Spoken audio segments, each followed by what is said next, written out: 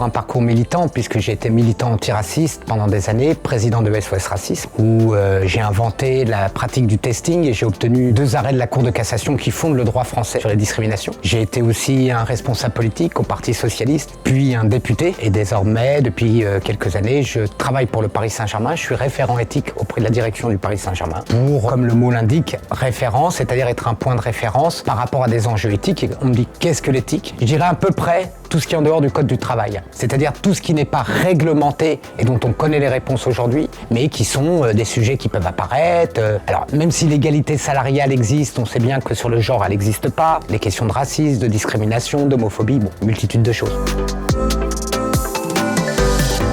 Je vais essayer à travers, je dirais, la petite expérience que j'ai, d'avoir un débat avec les étudiants autour des valeurs et du sport. Parce que la relation valeur-sport, très très importante aujourd'hui, c'est un des grands sujets qui est traité. En fait, on se rendra compte, ce que je vais essayer d'expliquer, que c'est un sujet qui est aux origines du sport.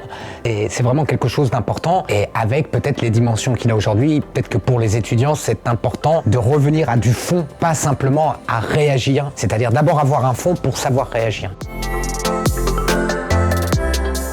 On ne peut pas être à l'aise dans les milieux du sport, déjà, si on n'aime pas le sport dans lequel on intervient. Ça a l'air tout bête, mais j'ai vu plein de gens travailler professionnellement dans des domaines sportifs et pas spécialement aimer ce domaine. On a des gens qui travaillent dans des clubs de foot qui disent « Ouais, mais moi, le foot, bon, je travaille là-dedans, mais c'est difficile. » On ne peut pas être un cuisinier sans aimer la cuisine et la nourriture. On ne peut pas être jardinier et pas aimer la nature et préférer le bitume. Et le sport n'est pas un milieu professionnel neutre. C'est un milieu où, si on n'a pas en soi, pas qu'on soit obligé d'admirer, mais si on ne comprend pas la passion dans le sport, il y a déjà 50% du métier que vous passez à côté. Donc, il faut rester passionné tout en étant professionnel.